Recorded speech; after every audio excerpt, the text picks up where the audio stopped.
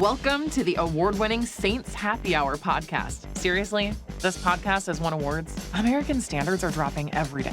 The show features Ralph, the best host in the world, who can barely pronounce his own name, much less anyone else's. Marcus Callaway. Dave is that dude who loves taking bathroom breaks. He's mad about almost anything, so make sure to lower your volume when he speaks. Put that freaking clown meme back up that I made. Jesus Christ. Andrew has sources, watches tapes, and knows football. He rarely shows up on time and wants to commit crimes to help the Saints win. Sean Payton would have done illegal things. Don't tell me I'm wrong, because you know it's true. Oh, and there's also Kevin, who is great at doing mock drafts, but struggles to actually watch Saints games or have a functioning relationship. Budrich wants to know how the doctor's doing. That ended. Anyway, grab a drink, sit back, and enjoy the insanity. All right, everybody, welcome to another edition of Saints Happy Hour podcast. As always, we are brought to you by Hardhide Ponchatoula Strawberry Whiskey. We're on the YouTubes. Hit that like button, hit that subscribe button. Subscribe wherever you find us, Saints Happy Hour podcast, wherever you listen. I got Kevin with me. We're going to preview Saints Bears. Okay. But before we get to that, Kevin, we got to talk about some things went on with the Saints this week. They had the trade deadline. The Saints didn't make a deal. That's not important. The important thing is we need to talk about Mickey Loomis was trying to trade for Costco Lance Moore, a.k.a. Hunter Renfrow. And he thought he was pretty close to a deal. And then on Halloween, the Raiders ghosted every team trying to make a trade with them because they were busy firing their coach and general manager. So you are an expert at getting ghosted because you date a lot on apps and such. So like you have experience in getting ghosted. So Jesus Christ, man, shots across the bow. Shots across the bow. 10 a.m. So how? Put Terrible. yourself in Mickey, because I don't have experience in that. I'm old and I've been married. I don't use dating apps. So put yourself in Mickey Loomis's shoes.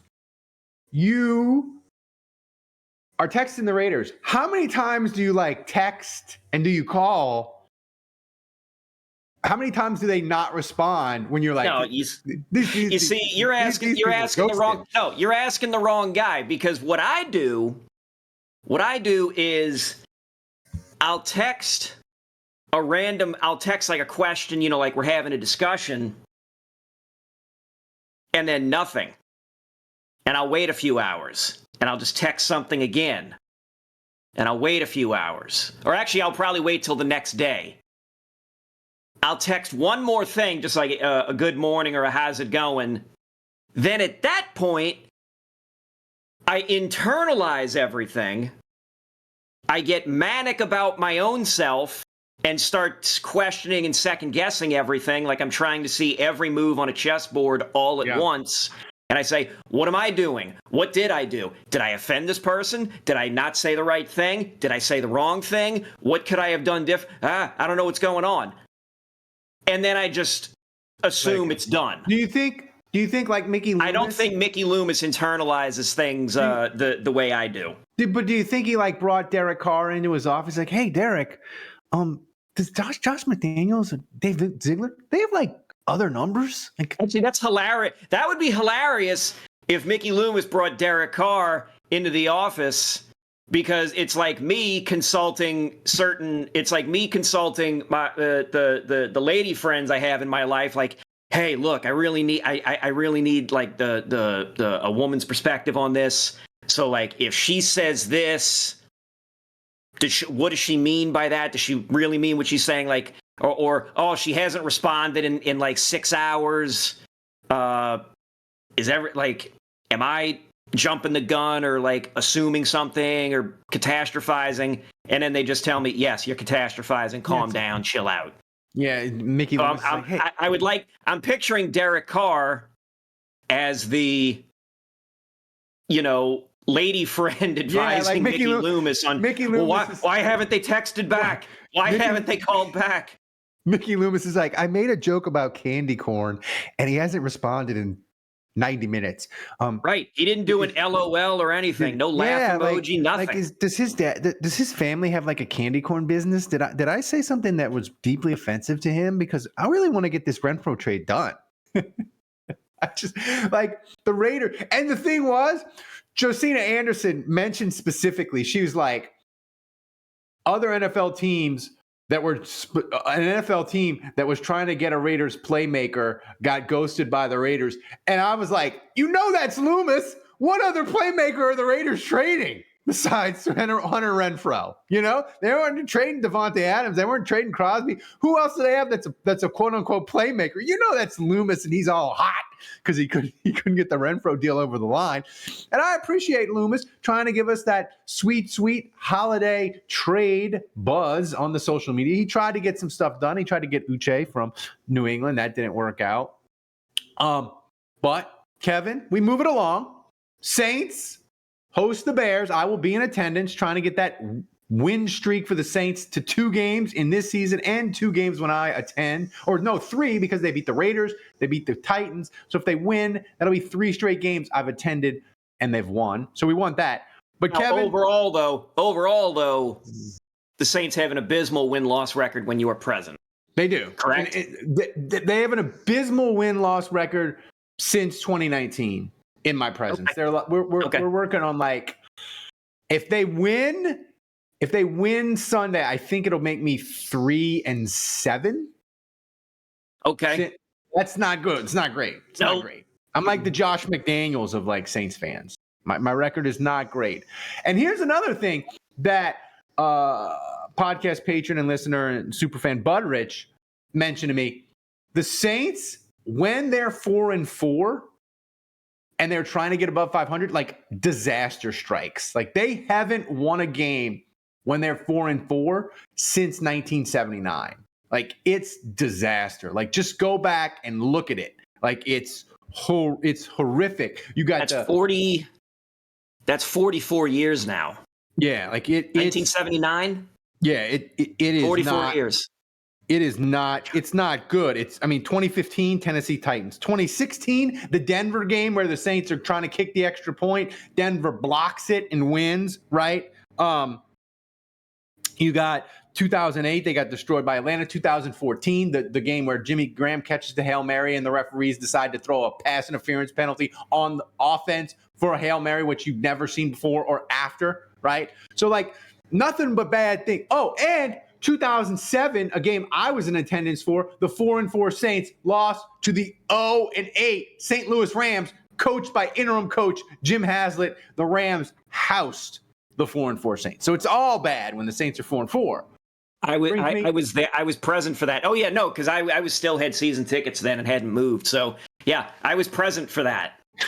All bad.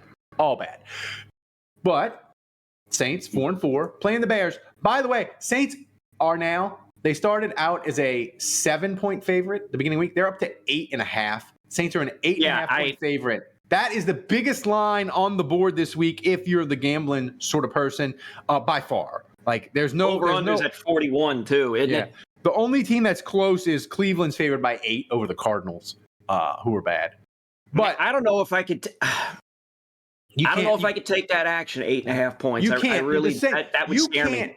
You can't, in good conscience, lay 8.5 with the Saints against anybody. No, you can't. No. Like the way they turn the ball, the way they have penalties, the way they have slow starts. Like that's the thing. That's the thing with this red zone efficiency. Red zone efficiency. Like here's the thing. Like the Saints, the Bears, they could play a bad first half and still win. Right? They played a bad quarter and a half in Indianapolis and still won. They were down 17-7, so they can play a bad quarter and still win.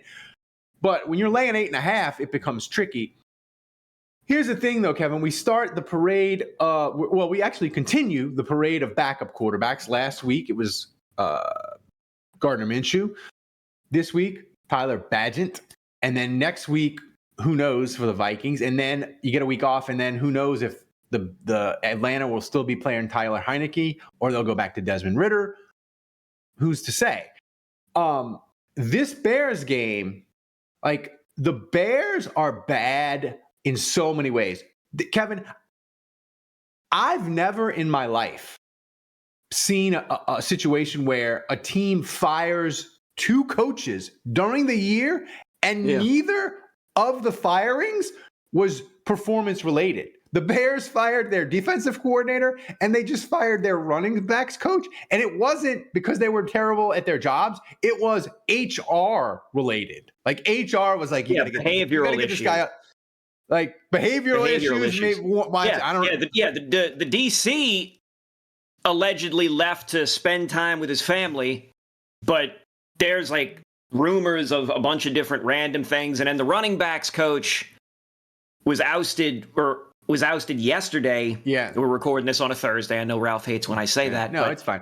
Earlier in the week. But the team stressed that the 2 were not related. So, okay, cool.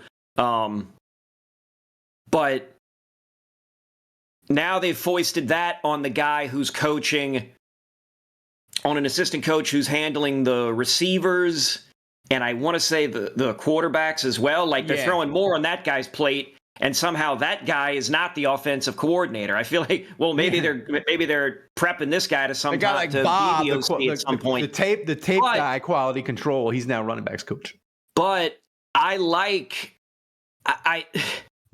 these are all good signs for the Saints and Saints fans. Like, hopefully that means that just the running game will be in disarray.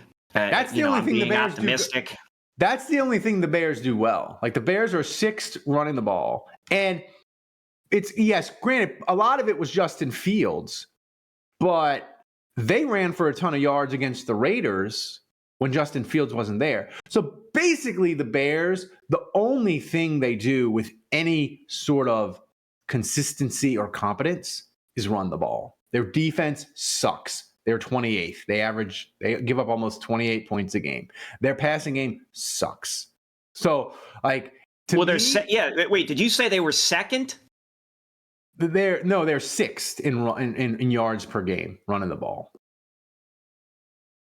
They're 6th. Okay. They average average like 130 yards, 130 yards rushing, 132 yards rushing the ball, which is way better than the Saints. And listen, like I said, like a lot of it is Justin Fields, but that's how they beat the Raiders. Basically, they ran for like 170. So like, thing is with the Bears, like if you just stop them from running the ball, 132.8 yards running the ball. If you just stop them from running the ball, they're not going to throw the ball. And here's the thing, like that to me should give me a little bit of optimism that the Saints can sort of maybe win this game in semi-comfortable fashion. Because if we know one thing about DA, he is maniacal and very good at believing in stopping the run. He's not like some of these modern defensive coordinators, like I forget the guy's name in the Chargers coach and other teams that are like, we're going to play light box. We're going to play a light box. We don't care if you run the ball because we're going to stop explosive plays.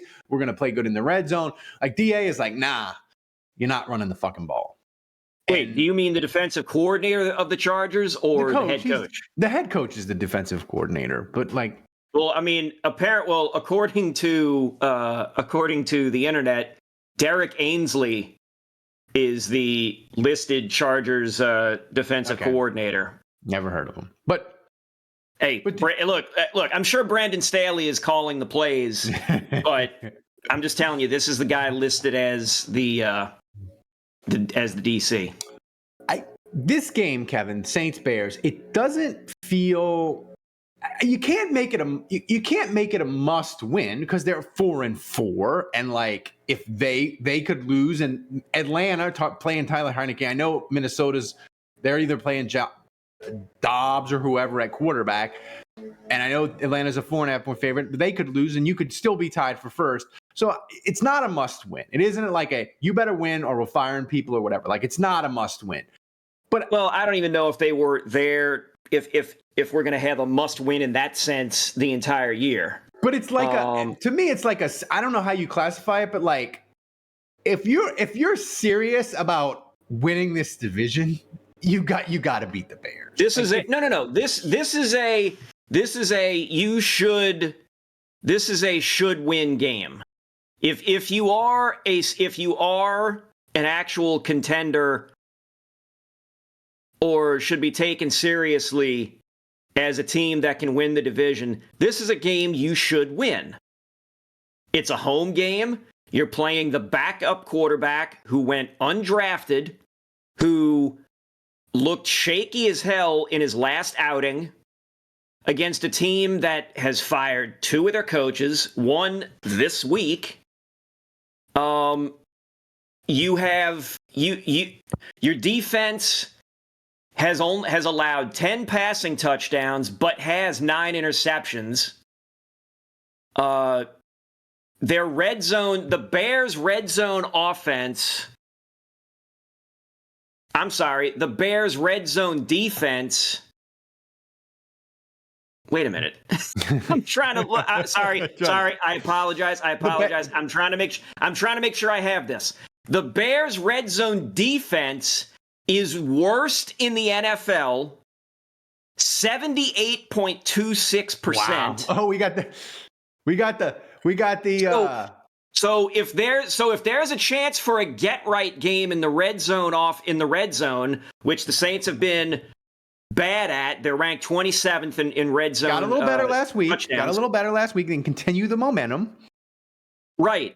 So this is a should win game. This is a should win game. This is Derek Carr and the offense have been on a nice little streak of 400 plus yards of offense. Right. I think the last 3 games or something. 3 games. Yep. First time since 2018, the Saints have put up 500 yards of offense 3 games. Keep doing this is we had a mini meltdown after the Jaguars loss. Mm-hmm. A come to Jesus moment, and it seemed to pay off. So now we're building off of this. We have a weak opponent. We should be able to win, and we should be able to keep doing the things that we're doing that allow us to win. The defense can keep playing. The defense can keep kicking ass. The offense can keep establishing a rhythm and all that other kind of stuff that people talk about for like empty quotes in a news story or whatever. But this is that. It's a should win. It's not even it's like a step above a get right game. Like technically the get right game was the Colts, but that was a bounce back game more than a get right game. And that was a coin flip This game. is a a 2-point favorite. Yeah. Make this a pattern. Yeah. Make this a pattern. Because to me, I know people look at this game like they're like, you got to beat the Bears, you got to go to Minnesota. But Minnesota, to me, anytime you play against a team that's Minnesota's either going to be 5-4 or 4-5, like that's a coin flip game for the Saints. They've got to get this game.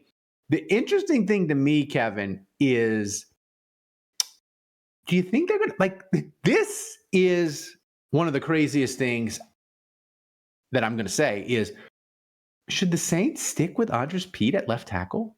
Like if he he was struggled against the Jags, but he was okay considering first time he played there in 6 years. He was better against the Colts. Like, do you stick with him at left tackle? Is Andres Pete the salvation at left tackle in 2023? And I can't believe that just came out of my mouth. Dude,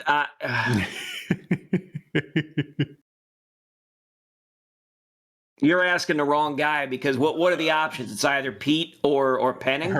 It's Pete. Well, Hurst is back practicing. That's why I asked. Like, I thought he was still questionable. He's still questionable, but he's back. He's limited. He may be available. So my question is like, do you think they would stick with Pete if they have an option of Hurst or Pete? Would they stick with Pete? My concern, I don't know. I guess I'm the adolescent who played video games a lot is like, I'm thinking about like, oh, if you put the guy in who was dinged up and he's coming back, like, does that mean he's more likely to get dinged up worse? That's right. So, God. I just think you know what? Maybe you ride. God, I can't believe I'm saying it. It's like that thing in Clockwork Orange where Malcolm McDowell was going to say something awful, but like the thing in his brain was keeping him from saying it, so like he'd gag. I'm trying to say,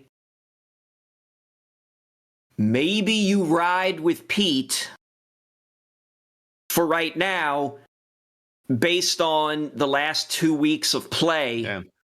Because Carr only got sacked once against the Jags. Yeah. Sorry. He only got sacked once against the Colts. Yeah. He's speeding up. He's like under 2.7 seconds to throw. Like Carr has like understood the assignment now. Is like, I gotta get this ball out.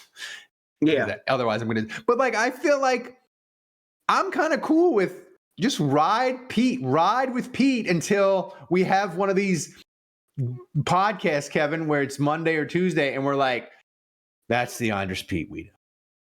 Time to make a change. Like, just ride it out. Like, maybe he becomes the Andres Pete we know and we don't love. Maybe it's this week, but maybe it's like a month from now. And I think you just ride it out. Like, you found competence. Don't mess with the competence. Right. It's not great. It's not great. Right. But just. Well, you, Tomas, you got some great facial expressions here from me for the still for YouTube, man. For YouTube. I mean, giving you a cornucopia. We come to praise Andres Pete. Who'd have thought it? Final thing, and then we'll get out of here. You got the Saints 4-4, Mm-hmm. Atlanta 4-4, Tampa 3-4. Now, granted, Tampa's schedule is a little bit more difficult than the Saints and The Falcons. the Saints and the Falcons, because they have the two easiest schedules in the NFL. That's right. They have and listen, the Tampa, they go to Texans, they host the Titans, they have the 49ers. So they have some, I would say, and they still have to play the 49ers and Jaguars. So I would say the Tampa schedule is a little bit harder. But my question to you is, and I'm guilty of this too. Like, I look around, I'm like, it's Saints Atlanta. This is going to be Saints Atlanta, steel cage death match, end of the year. Saints in Atlanta. This is who we're fighting with the South. Are we disregarding the Tampa Bay Bucks? Are they going to be in this all year long? Are they going to remain like a 7 to 9 win team, or are they going to fall by the wayside and it's going to be Saints Atlanta? Or are we going to have this really rickety, disgusting 3-team race to 9 wins? Okay. Tampa's lost 3 in a row. The season is teetering. They are. And so their next 3 are Texans, Titans, Niners. And they're on the road for the Texans and the Niners. The Texans are feisty enough that they could get a win. The problem with they host the Titans. That's right. Titans are good enough to get a win. They're on the road to the Niners. The Niners ought to beat them. That's right. They'd come out of that with 1 win and 2 losses. And then you're looking at 4 and 6, and it's like that's dangerous entering the backstretch. Well, if the Saints get the Bears and Minnesota, and Atlanta gets Minnesota, and I'm trying to find their schedule. They get Minnesota, and they're at Arizona. So there is a possibility. There is. I wouldn't say it's likely. Like, I don't think it's likely that Atlanta and the Saints are going to be both 6-4. I would say that's unlikely. I would say it's possible. And if they're both 6-4 and Tampa's 4-6, Tampa's probably done at that point. But my guess, Kevin, is it would be impossible for them to be 6-4 because in order to get, well, they're both 4-4 and they both have 3 games Oh, you're talking about the next two. I'm talking about the next two. So like I'm saying, Oh, okay. See, because I was looking at it with them coming like, up. I was including the head-to-head. Sorry. I would venture to say that in 2 weeks, one of the Saints in Atlanta is going to be 6-4. One of them is going to be 5-5, and Tampa's probably going to be like 4-5 or 4-6, whatever. So I don't think anyone in the NFC South is capable of separating themselves. I just wonder if Tampa's just going to continue to sink. Like it's not going to be like asked me which, I tell you what, if you asked me which team is more likely to go into that head-to-head 6-4, it's the Saints. I mean, Atlanta's in disarray. Like Atlanta, they step on rakes and pull the hand grenade and don't throw it and let it blow If you told me that the just Falcons are going to be 4-6 going into the head-to-head, I would absolutely, I would believe that. Okay, 5-5, 4-6, 6-4. The 6-4, 5%. Okay. 5-5, 55-60%, and then the other one 35%. This is just napkin math in my head. Yeah, I mean, I'll say this: like Atlanta, we talk about the Saints issues, right? And the Saints have a ton of issues, but Atlanta has just as many. They're just different, and like, you know. What's like if you look, I know a lot of people are, I was listening to podcasts and they're like, well, Atlanta, if they just stop turning the ball over, they're the best team in the NFC South. But like, why are they more likely to stop turning the ball over than the Saints are to better in the red zone? Like all these teams have like major issues. And now Atlanta's lost Grady Jarrett, their best defender. So like, I just think it's a race to see who can be slightly above average. And I don't trust Dennis Allen, but if I'm here to tell you, brother, go on Atlanta Twitter or Atlanta social media, Falcons fans, they about had it with Arthur Smith. So it's fascinating to me.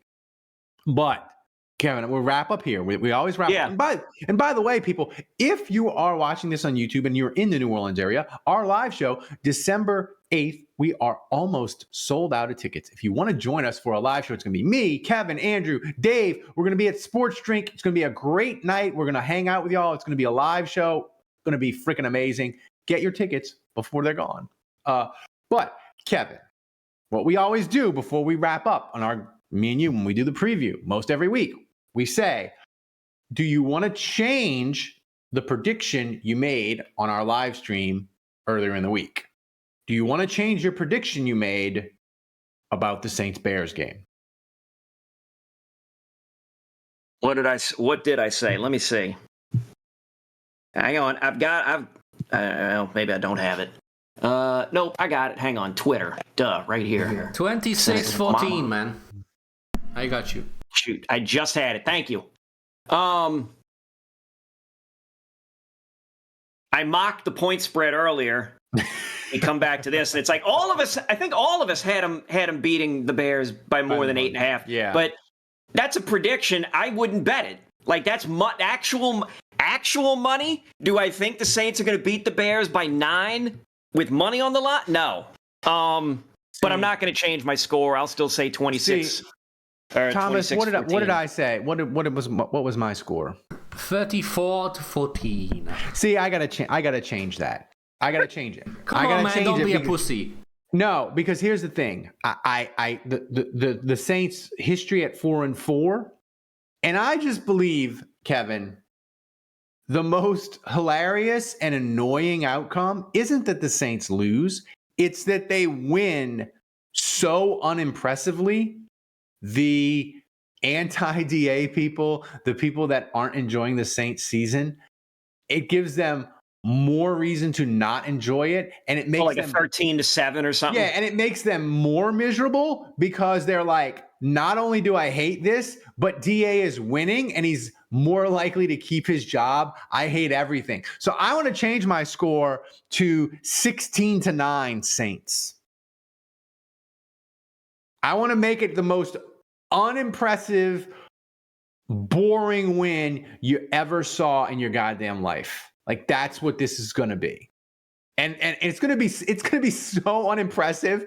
Saints Twitter, there's going to be a large segment of them or us that's going to treat it like a loss. That's how unimpressive it's going to be. That's my. It's a miserable It's a miserable existence. Not being happy when your team wins. The thing is too, I like changing the pick because when I change the pick next week on the live show, Thomas will just be infuriated and he will invalidate no matter whether my original pick is right. One, man.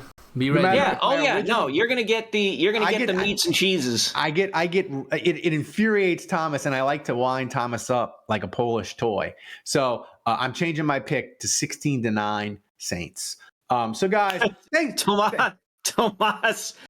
Check the timestamp on that one for wind Tomas up like a Polish toy, and just bust that one out. Add it to the sound drop bracket for 2024. So, guys, thanks for joining us. Thanks for supporting the show.